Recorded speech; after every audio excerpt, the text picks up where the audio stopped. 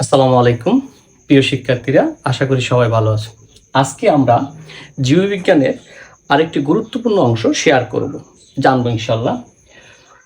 আমরা জীববিজ্ঞানের যে একটা অংশ আছে উদ্ভিদ বিজ্ঞান, সেই উদ্ভিদের যে প্রজনন, অর্থাৎ একটি উদ্ভিদ থেকে যে আরেকটি উদ্ভিদ হয়, সে প্রজননের মধ্যে যৌন প্রজনন একটা প্রক্রিয়া আছে। যৌন প্রজনন মূলত হয় যে বিষয়টার উপর ভিত্তি করে ফুলের ক্ষেত্রে, সেই ফুল নিয়ে আমরা পড়ালেখা করব। ফুল সম্বন্ধে যদি আমরা বলতে চাই, এখানে লেখা আছে সপুষ্পক উদ্ভিদের রূপান্তরিত বিটপি ফুল। সপুষ্পক উদ্ভিদের রূপান্তরিত বিটপি ফুল। আমরা নর্মালি একটা উদ্ভিদের তিনটা অংশ আইডেন্টিফাই করতে পারি। একটা মাটির নিচের অংশকে আমরা বলতে পারি রুট বা শিকড়। মাটির উপরের অংশ যেটা আছে এটাকে আমরা বলতে পারি স্টেম, কাণ্ড বা শুট, ইনিশিয়াল অবস্থায় শুট। এইখান থেকে আরেকটা অংশ বের হয়, সেটাকে বলি আমরা লিপ। এখন দেখো রূপান্তরিত বিটপ মানে কি। এখানে একটা শব্দ বলা আছে বিটপ। এই বিটপটা মানে কি? এটা বলা হয়েছে শুট। একটা বীজ থেকে প্রথম মাটির দিকে যেটা আসে এটাকে বলা হয় রেডিকেল। এবং উপর দিকে যেটা ওঠে এটাকে বলা হয় প্লুমিউল। এই প্লুমিউলটা আস্তে আস্তে বড় হলে শুটে পরিণত হয়। এই শুটটাই প্রজননের উদ্দেশ্যে যে ফল এবং বীজ সৃষ্টির মাধ্যমে বংশবৃদ্ধি করে, তখন যে অংশটা চেঞ্জ করে সেটার নাম হলো ফুল। তাহলে আমরা বুঝলাম যে ফুলটা মূলত উদ্ভিদের, বিশেষ করে সপুষ্পক উদ্ভিদের রূপান্তরিত একটা শুটের অংশ। এখন এই ফুল দুই প্রকার, একটা সম্পূর্ণ ফুল আর একটা বলতেছি আমরা অসম্পূর্ণ ফুল। সাধারণত সম্পূর্ণ ফুল অথবা আদর্শ ফুলের 5টি অংশ থাকে। একটি সম্পূর্ণ ফুল বা আদর্শ ফুলের 5টি অংশ থাকে। সেই 5টি অংশ আমি এখানে আইডেন্টিফাই করছি। আমি চিত্র আঁকার মাধ্যমে এই 5টি অংশের নাম আমরা বলবো। আমরা এখানে একটু জানবো যে প্রথম অংশ নাম বলছি পুষ্পাক্ষ বা পুষ্পপত্রাদার বা থ্যালামাস। থ্যালামাস এবার ইংলিশ স্পেলিং থাকতে পারে, বাংলা ইংরেজি শব্দটার বানান থাকতে পারে থ্যালামাস। অনুরূপভাবে বলছি বৃত্তি বা ক্যালিক্স।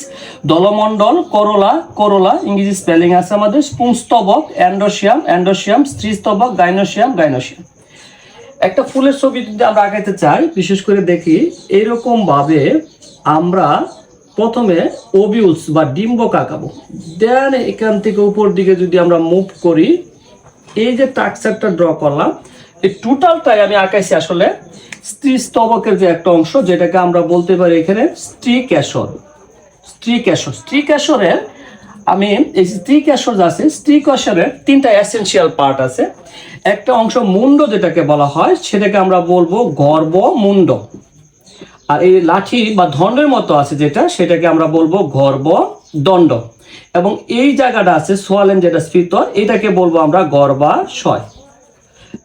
আমি আমার স্টুডেন্ট তোমাদেরকে বলতে চাচ্ছি, খুব সহজে বিষয়টা মনে রাখবা। স্ত্রী বা মা যার গর্ভে আমরা অবস্থান করি, সেই গর্ভ থেকে আমরা মনে রাখবো এখানে একটা আশ্রয়স্থল মানে গর্ভাশয়, এটা একটা দণ্ড, দ্যাট গর্ভদণ্ড, এবং এটা মাথা বা গর্ভমুণ্ড। এর ইংরেজি শব্দগুলো আমাদের একটু শিখতে হবে। এই গর্ভমুণ্ড ইংরেজি শব্দ হলো স্টিগমা, গর্ভদণ্ড ইংলিশ হলো স্টাই, এবং গর্ভাশয় ইংরেজি হলো ওভারি। তাহলে আমরা এই বিষয়গুলো জানতে, একটা স্ত্রীকেশরে কি কি অংশ থাকে সেগুলো আমরা জানতে পারলাম। আমরা স্ত্রীকেশর অলরেডি এখানে ড্র করলাম। এখন এর ভিতরে যে অংশগুলো আছে, এই যে আমি এইগুলোকে বলা হয় ওভিউল। তাহলে আমরা স্ত্রীস্তবক বা গাইনোসিয়াম শব্দটা যে বললাম, এর বিভিন্ন অংশ আমরা দেখলাম। আমরা আরেকটা বিষয় বলতে পারি, দেখবা হসপিটালে গেলে যে গাইনি বিভাগ, গাইনি ওয়ার্ড, অর্থাৎ মহিলাদের ক্ষেত্রে, তো স্ত্রীস্তবক ইংরেজি শব্দটা মনে রাখবো যে গাইনোসিয়াম। এখন দেখো পুংস্তবকের বিভিন্ন পার্টে আমরা কথা বলবো।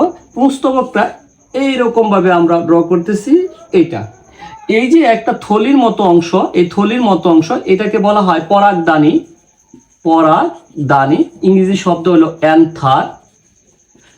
আর এটার ভিতরে রেণু থাকে, এই রেণুকে বলা হয় পরাগ রেণু।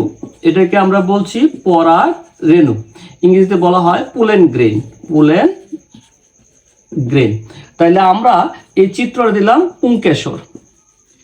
এই যে একটা দণ্ডের মধ্যে দেখা যাচ্ছে, এটার নাম হচ্ছে পুংদণ্ড। ইংরেজি শব্দ হলো আমাদের ফিলামেন্ট। তাহলে দেখা যাচ্ছে পুংকেশরের বিভিন্ন পার্টসের মধ্যে আমরা বলছি, যেটা একটা পাত্রের মতো আছে, পরাগধান, দানি মানে পাত্র যেখানে পরাগ ধারণ করে, এই জন্য এটা আমরা বলছি পরাগদানি বা অ্যান্থার। আর এখানে যে রেণুগুলো আছে পুলেন গ্রেন, এই পরাগ রেণুগুলো পরাগ সংযোগ ঘটায় ভবিষ্যতে পরাগনের মাধ্যমে। এই পরাগ রেণু ইংলিশ হলো পুলেন গ্রেন, আর এই দণ্ডটা হলো পুংদণ্ড। এখন এই যে দণ্ডের সাথে এই ধানি যে যুক্ত আছে, এই যুক্ত হওয়া একটা স্থান যে আছে সেটাকে বলা হয় যোজনী। এটা রসায়নের যোজনী, এই বায়োলজিতে বলছি যোজনী। তাহলে আমরা এখানে আরেকটা বিষয় পাইলাম যে এখানে সংযোগ স্থাপিত হয়েছে, এর নাম হলো গা যোজনী। তাহলে আমরা ফুলের দুইটি গুরুত্বপূর্ণ স্তবক নিয়ে পড়ালেখা করলাম, একটা হলো স্ত্রীস্তবকের অংশ আর একটা হলো পুংস্তবক। এই দুইটা স্তবককে বলা হয় জনন স্তবক বা অত্যাবশ্যকীয় স্তবক। এই দুইটা এসেনশিয়াল স্তবক বলা হয় জনন স্তবক বা অত্যাবশ্যকীয় স্তবক। সো পরীক্ষা যদি আসে ফুলের 5টি অংশের মধ্যে কোন দুটি স্তবক গুরুত্বপূর্ণ, তাহলে আমরা বলবো মানে অত্যাবশ্যকীয় জনন স্তবক বলা হয় বা অত্যাবশ্যক স্তবক বলা হয়, সেটা পুংস্তবক এবং স্ত্রীস্তবক। এই দুইটা অংশের পাশাপাশি এখন যেটা দেখা যাচ্ছে ফুলের সবচেয়ে আকর্ষণীয় অংশ, যে জন্য ফুলকে আমরা এত পছন্দ করি বা পবিত্রতার প্রতীক বলি, আমরা হয়তো জানি একজন বিখ্যাত ব্যক্তি বলছিল, যদি তোমার হাতে 2টি পয়সা থাকে, একটি পয়সা দিয়ে তুমি খাবার কিনবে আর একটি পয়সা দিয়ে ফুল কিনবে, সেই ফুল নিয়ে আমরা পড়াচ্ছি। সৌন্দর্য সৃষ্টি হচ্ছে দলমণ্ডল। আমরা জানি ফুলের একটা অংশ সবাই চিনি, এইরকম ভাবে রঙিন থাকে যে অংশটা, যেটাকে আমরা একত্রিত বলি করলা। একটা, দুইটা, তিনটা, এরকম 4টা 5টা অনেকগুলো থাকতে পারে, সবটিকে একত্রে বলা হয় দলমণ্ডল। আর ইংরেজি শব্দ হলো করলা। আর যদি প্রত্যেকটা আলাদা করে তুমি ড্র করো, আলাদা আলাদা করো, তাহলে এক একটা অংশকে বলা হয় দলাংশ। এর ইংরেজি শব্দ হইলো গিয়া আরেকটা শব্দ বলতে পারি দলাংশ, যেটাকে বলছি বা পাপড়ি, এটাকে বলছি আমরা পাপড়ি। পাপড়ি ইংরেজি হলো পেটাল। তাহলে ফুলের সবচেয়ে রঙিন অংশ যেটা আছে দলাংশ, পাপড়ি বা পেটাল। এখন এই ফুলের ক্ষেত্রে আরেকটা অংশ যেটা আছে সেটা হলো বৃতি। বৃতি কলি অবস্থায় যে ফুলটাকে, যে ফুলের যে অংশগুলো আছে গুরুত্বপূর্ণ অংশ, এই অংশটাকে যে সবুজ অংশটা চতুর্দিক থেকে ডেকে রাখে, সবুজ অংশটা চতুর্দিকে দেখে, সেটাকে বলা হয় বৃতি বা ক্যালিক্স। বৃতি বা ক্যালিক্স সবুজ থাকে, এই বিষয়টা আমরা দেখলাম। এখন দেখো এই সমস্ত কিছু যখন একটা ফুলের সমস্ত কিছু অঙ্কন শেষ হয়, এই বাকি 4টা অংশ যার উপর থাকে সেই অংশটাকে বলছি পুষ্পাক্ষ বা পুষ্পপত্রদ্বার বা থ্যালামাস। এখানে যে আমি স্টেপ বাই স্টেপ বিভিন্ন অংশগুলো বললাম, যদি সবটি অংশ আমি একত্রে অঙ্কন করি, তাহলে সেই ক্ষেত্রে আমরা বুঝতে পারবো যে একটা ফুলের কি কি অংশ আছে। তার জন্য আমরা একটা জবা ফুলের লম্বচ্ছেদের ছবি অঙ্কন করি, জবা ফুলের লম্বচ্ছেদের ছবি অঙ্কন করি, তাহলে ইনশাল্লাহ এই বিষয়গুলো কভার হয়ে যাবে। দেখো সর্বপ্রথম আমরা স্ত্রীকেশর অংশ অঙ্কন করার চেষ্টা করব।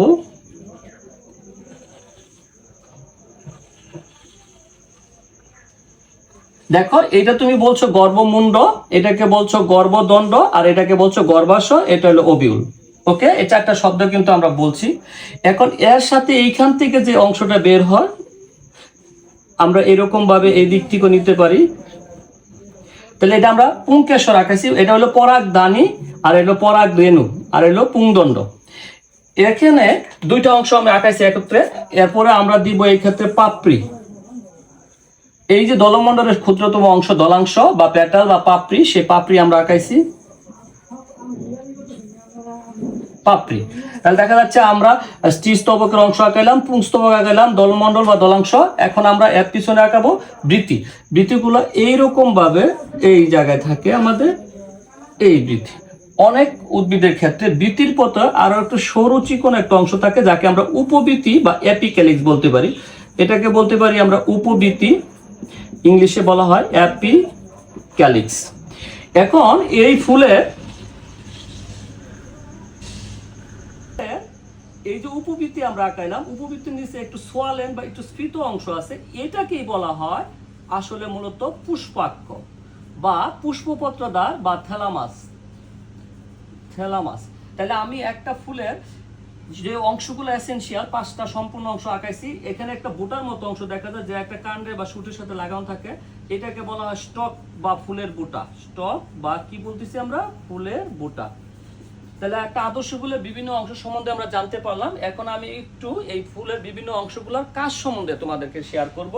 তুমি খেয়াল করে দেখো, আমরা ফুলের যখন কলি থাকে, আমি প্রথমত এই বৃতি নিয়ে কাজের কথা বলছি। কলি অবস্থায় বাইরের যে প্রতিকূল আবহাওয়া আছে, পরিবেশ আছে, পোকামাকড়ের আক্রমণ থেকে সম্পূর্ণ ফুলকে ডেকে রাখে কে? বৃতি। তাহলে বৃতির কি কাজ?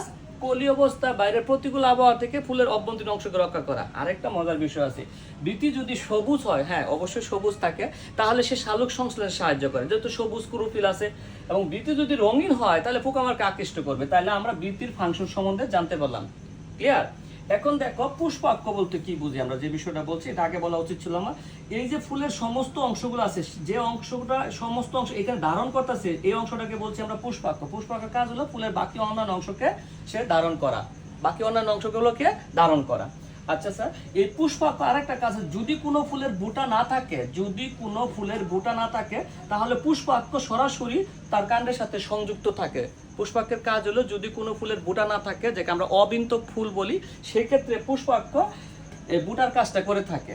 ওকে, আমরা এই অংশ শেষ করলাম। এখন দলমণ্ডল বা করলা বা অংশ, যেটা আমি বললাম ফুলের সবচেয়ে রঙিন অংশ যেটা আছে, পাপড়ি বা দলাংশ বলছি। এই পাপড়ির কাজ হলো তার রঙিন যে একটা আকর্ষণ সৌন্দর্য, এর মাধ্যমে পোকামাকড়কে আকৃষ্ট করা এবং পরাগায়নে সহায়তা করা। এবং এই পাপড়িটাও কিন্তু ভিতরের অভ্যন্তরীণ অংশকে বাইরের প্রতিকূল আবহাওয়া থেকে বা পরিবেশ থেকে রক্ষা করতে পারে। এই পাপড়িগুলো নিয়ে একটা কথা আছে, যদি পাপড়িগুলো একসাথে লেগে থাকে তখন এটাকে বলা হয় যুক্ত দল, আর যদি আলাদা আলাদা থাকে তখন এটাকে বলা হয় বিযুক্ত দল। অনুরূপভাবে আমি হয়তো বলি নাই, বৃত্তির ক্ষেত্রে যদি লেগে থাকে তাহলে যুক্ত আমরা বলতে পারি, না থাকলে বিযুক্ত বলতে পারি। এখন দেখো এই পুংস্তবকের কাজ কি। পুংস্তবকের যে আমরা অংশটা নিয়েছিলাম, এই পুংস্তবকের কাজ হলো মূলত পরাগরেণু সৃষ্টি করা, পরাগরেণু সৃষ্টি করে পরাগায়নের সহায়তা করা। পরাগায়ন ঘটলে পরবর্তী নিষেক ঘটবে, নিষেক ঘটে ফল হবে, বীজ হবে, বংশবৃদ্ধি করবে। তাহলে এইটা একটা গুরুত্বপূর্ণ। স্ত্রী স্তবকের কাজ কি? স্ত্রী স্তবকের কাজ হলো তার এই যে স্ত্রীস্তবকের মাথা আছে গর্ভমুণ্ড, যেখানে স্টিকি সাবস্টেন্স বা আঠালো পদার্থ থাকে, সেখানে পরাগরেণু এসে পড়ে এবং এই পরাগরেণুটা আস্তে আস্তে যাইয়া তার ওভিউলের সাথে, অর্থাৎ ওই তোমার শুক্রাণু ডিম্বাণু সৃষ্টি হয়ে থাকে, দেন সেটা নিষেক ঘটায়, ফল এবং বীজ সৃষ্টিতে সহায়তা করে থাকে। ধন্যবাদ সবাইকে। আমরা ফুলের একটা আদর্শ ফুলের বিভিন্ন অংশ সম্বন্ধে পড়তে পারলাম। আমরা বাসায় একটু স্টাডি করবো, ইনশাল্লাহ ভালো বুঝতে পারবো। সবাইকে ধন্যবাদ। আল্লাহ হাফিজ।